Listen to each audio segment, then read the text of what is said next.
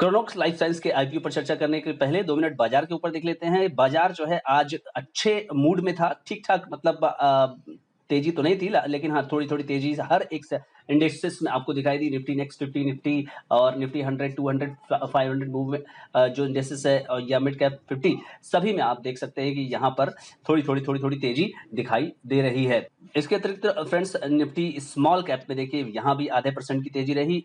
India VIX 1.76% बढ़ते हुए 24 point आपको 6 ये हो गया है और इसमें वोलेटिलिटी बरकरार है। मिड कैप 150, मिड कैप 50 और मिड कैप 250 सभी में आज थोड़ी-थोड़ी तेजी देखी गई।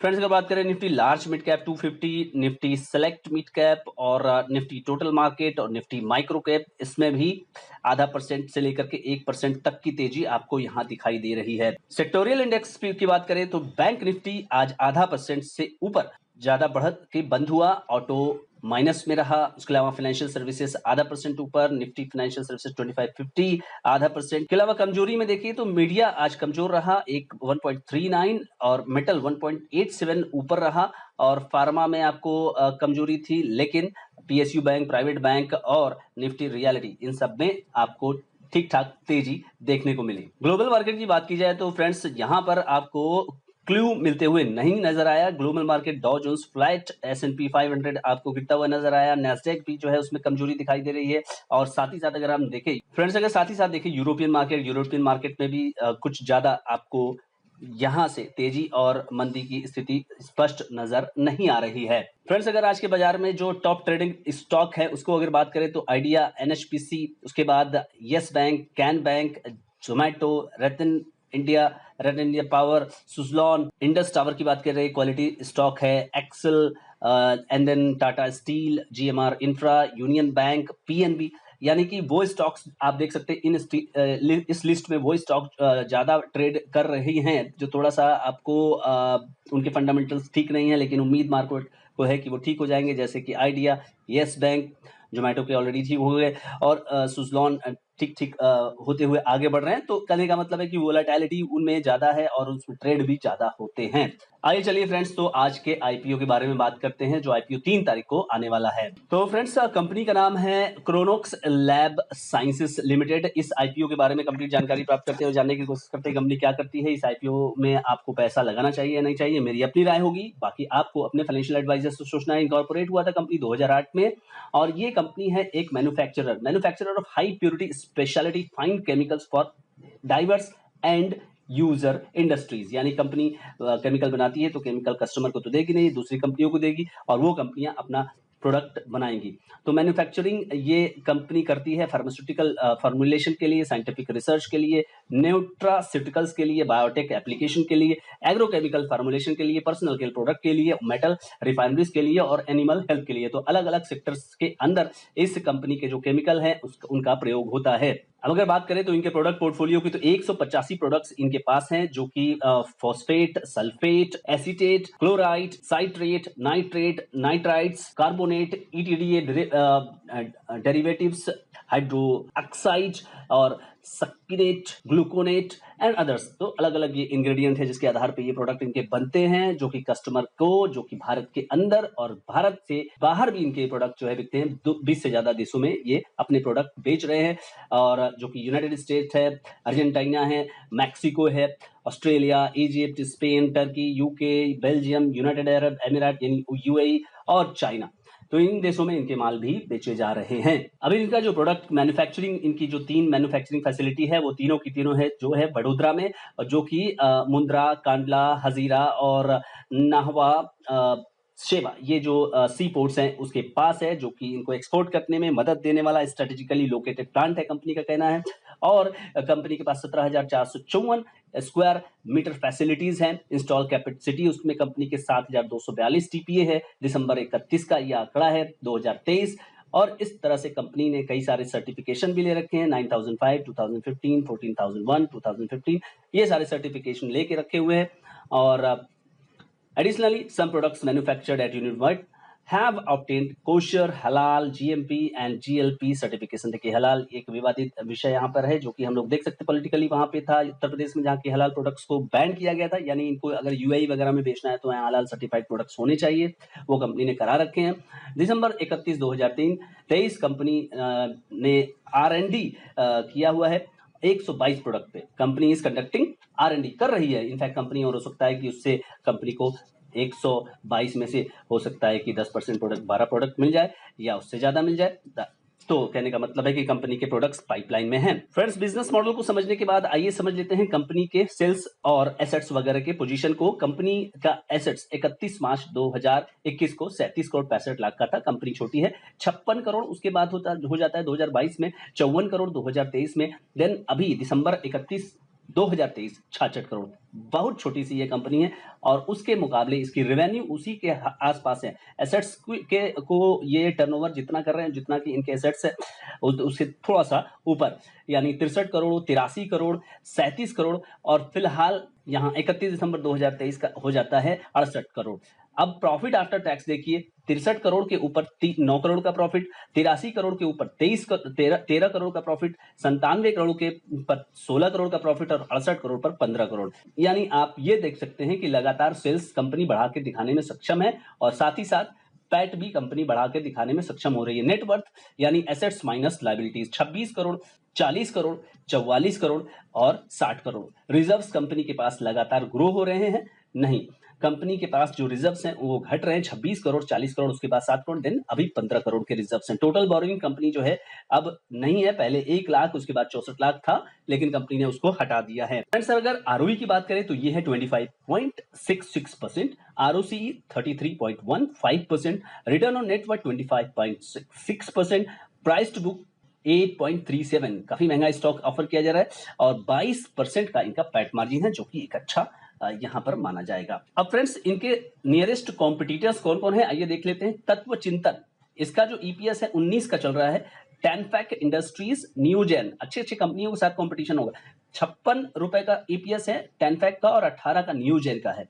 और अगर बात करें पीई की तो तत्व चिंतन 57 के पीई पर मिल रहा है। अगर 19 रुपए का ईपीएस है, 57 का आपका पीई है, टेनफैक का 39 है और नियोजन का 77 है, तो काफी महंगे स्टॉक्स है यहाँ पर। दूसरी तरफ फ्रेंड्स बात करें कुछ और कॉम्पिटिटर्स की तो ₹1.42 पर यहाँ पे 46 के पीई पर अवेलेबल है सिगाची, ये भी काफी पॉपुलर स्टॉक्स है। डीएमसीसी स्पेशलिटी 2.78 और 116, यानी कि ये कंपनी कम प्रॉफिटेबिलिटी वोलेटिलिटी वाली कंपनी है। अब अगर पीई की बात करें तो 30 प्री और post PE high price band पर 24 हो जाएगा, ठीक है, और ईपीएस जैसा कि मैंने अभी बताया आपको, अपडेट किया। की डेट्स के बारे में बात करते हैं फ्रेंड्स। 3 जून को ये आईपीओ मार्केट में हिट होगा और 5 जून तक चलेगा। 10 रुपए फेस वैल्यू है, आगे स्प्लिट होने के चांसेस होंगे। प्राइस बैंड 129 रुपए से 136 रुपए, 110 शेयरों का एक लॉट होगा।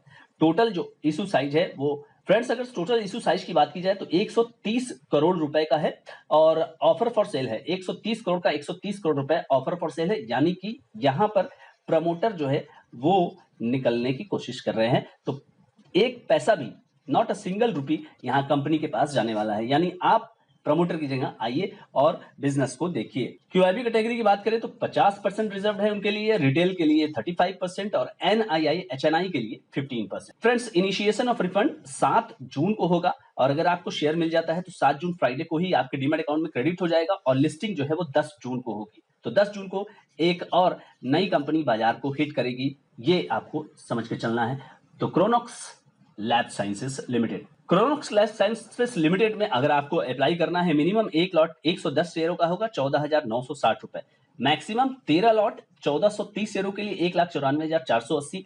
एसएचएनआई में 1540 शेयरों के लिए 2,09,440 और एसएचएनआई मैक्सिमम 66 लॉट 7,260 शेयरों के लिए 9,87,360 और 67 लॉट बीएचएनआई में मिनिमम 7,370 शेयरों के लिए 10,03,220। तो ये रहे आपके पास फिगर जिसमें आप सुटेबल कंफर्टेबल हो, उस हिसाब से करना होगा आपको अप्लाई। ऑब्जेक्ट का क्या है, कंपनी इस पैसे, अब सिंस की ये कंपनी जो है पैसा नहीं कंपनी के पास पहुंचेगा, ये ऑफर फॉर सेल है, तो पूरा का पूरा पैसा जो है प्रमोटर के पास जाएगा, प्रमोटर अपने शेयर्स जो है बेच रहे हैं और बेनिफिट ऑफ लिस्टिंग उठाना चाहती है कंपनी, यानी कि अब कंपनी का परफॉर्मेंस जो है वो अंडर स्केलर रहना चाहती है कंपनी, उसी हिसाब से एक्सचेंज के नियमों के हिसाब से रहेगी, तो हो सकता है कि उससे और लिक्विडिटी वगैरह मिलती रहे और आसानी से कंपनी ग्रो कर सके, ये उसका उद्देश्य होता है। मई 2024 ₹136 का हाई प्राइस बैंड है, ₹82 फ्रेंड्स इसका जीएमपी चल रहा है, यानी ₹218 के आसपास ये लिस्ट होने की संभावना है। 60% प्लस यहाँ पर इसका आईपीओ पहले दिन लिस्ट होने की यहाँ पे संभावना हो सकती है। अब फ्रेंड्स अगर इस आईपीएल की बात की जाए और सेक्टर की बात की जाए तो सबसे पहले आप ये जान लीजिए कि कंपनी जो है वो केमिकल सेक्टर में काम कर रही है और केमिकल सेक्टर इस समय जबरदस्त प्रेशर में चल रहा है, क्योंकि देखिए इस कंपनी की भी अगर बात करें तो इस कंपनी का भी बिजनेस जो है वो फॉरेन बेस्ड है, इंडिया बेस्ड के साथ साथ फॉरेन बेस्ड भी इसका बिजनेस है। और फॉरेन में आप जान सकते हैं कि चाहे बात आप यूरोप की करें और चाहे आप बात यूएस की करें, तो यहाँ पर डिस्टर्बेंस चल रही है और जो जियोपॉलिटिकल सिचुएशन है और साथ ही साथ जो रिसेशन है और साथ ही साथ अगर बात करें इन्फ्लेशन जो है और हाई जो इंटरेस्ट रेट का जो पूरा का पूरा माहौल है यूरोप में और यूएसए में, कुल मिलाकर के बिजनेस के पॉइंट ऑफ व्यू से ठीक इस समय चल नहीं रहा है। तो जैसे ही इस पर्टिकुलर फेज से यूरोप और साथ ही साथ आपका जो यूएसए है वो बाहर निकलेंगे फ्रेंड्स, तो यहाँ पर इस कंपनी का भी बिजनेस जो है वो बढ़ता हुआ आपको नजर आ सकता है। लेकिन आपको कंपटीशन जो मिल रहा है वो काफी बड़ी बड़ी कंपनियों से मिल रहा है, उसके कंपैरिजन में कंपनी जो है वो काफी छोटी है। कंपनी का सर्वाइवल इस बात पे डिपेंड करेगा कि कंपनी अपना जो ग्रॉस मार्जिन है, देखिए ग्रॉस मार्जिन उसको किस तरह से बढ़ा सकती है, यानी कंपनी का जो ग्रॉस मार्जिन है वो कंपनी बढ़ाती रहे और इसके लिए कंपनी को अपने कॉस्ट में लगातार कंपनी को कमी करनी पड़ेगी कॉस्ट में, ताकि जो बाकी कंपनियां हैं जैसे तत्व चिंतन वगैरह है उनसे कंपनी अपना मुकाबला कर पाए। तो कुल मिलाकर के इंडस्ट्री इस समय डाउन चल रही है और इंडस्ट्री जब डाउन चल रही हो तो आपको स्टॉक 30 के पीई मल्टीपल पर यहाँ पर ले आने की जरूरत नहीं होती है, आपको थोड़ा सा सस्ता लाने की जरूरत होती है। तो कंपनी ने 30 के पोस्ट पीई मल्टीपल पर लाने की कोशिश की है, लेकिन जब ये लिस्ट होगा 60% तो यहाँ इसमें और वृद्धि आप मान के चलिए, क्योंकि यहाँ पे जीएमपी वही दर्शा रहा है, तो अगर हम उसको भी मान ले तो काफी यहाँ पे महंगा इशू लाने की कोशिश करते हुए कंपनी नजर आई है। दूसरी तरफ अगर कंपनी स्पेसिफिक बात की जाए तो कंपनी काफी छोटी है और स्मॉल कैप में यहाँ पर लिस्ट होते हुए नजर आएगी, जो कि इसके रिस्क प्रोफाइल को बढ़ाता हुआ नजर आएगा। दूसरा, कंपनी केमिकल सेक्टर में काम कर रही है जो कि ऑलरेडी जो है अनस्टेबल तरीके से चल रहा है। कंपनी की स्पेशलिटी देखिए, केमिकल सेक्टर में काम करने वाली कंपनियों का कोई ना कोई स्पेशलिटी होता है, कोई ना कोई स्पेशलिटी हर एक केमिकल कंपनी की होती है और वो बोलती रहती है कि उसकी जो स्पेशलिटी है वो किसी न किसी केमिकल को है और उसी केमिकल में वो होती है मोनोपोली। तो इसका मतलब आपको उसमें ये नहीं देखना चाहिए कि हाँ उस कंपनी की मोनोपोली है तो हम उसमें इंटरेस्टेड हो सकते हैं, लेकिन बाकी भी कंपनियों को हमें देखना चाहिए कि उनकी मोनोपोली से कितना जो है सेल्स जनरेट हो रहा है। तो कुल मिलाकर के क्रोनोक्स लैब साइंसेस में अगर आपको शॉर्ट टर्म के आधार पे अगर निवेश करना है तो आप जीएमपी कंपनी का देखते रहिए। ये वैसे तो एक अनऑथराइज चीज होती है, लेकिन और साथ ही साथ आप डिमांड देखते रहिए और डिमांड के हिसाब से आप इस पर्टिकुलर शेयर के बारे में सोच सकते हैं। ये मेरी अपनी राय है, किसी भी तरह का यहाँ पे बाय सेल रिकमेंडेशन नहीं है। आपको 3 जून या 4 जून यहाँ पे कंपनी का जो शेयर है उसका डिमांड एनालिसिस कर लेना चाहिए। कंपनी के फंडामेंटल्स मुझे लगता है कि ठीक है, कंपनी सेल्स यानी कि रेवेन्यू और साथ ही साथ प्रॉफिट आफ्टर टैक्स पैट पर अच्छा काम करके और सारा कुछ करके यहाँ पर आई हुई है। कंपनी डेट फ्री है, ये भी एक अच्छी बात है। तो फ्रेंड्स, इस वीडियो में इतना ही। इस वीडियो में मेरे द्वारा दर्शाया गया कोई भी राय मेरा अपना पर्सनल ओपिनियन है, किसी भी तरह का यहाँ पर मैं आपको इन्फ्लुएंस करने की कोशिश नहीं कर रहा हूँ। एजुकेशन पर्पज से बनाया गया ये वीडियो है। वीडियो अच्छा लगा तो लाइक करिए, शेयर करिए, सब्सक्राइब करिए इस चैनल को। Thank you so much.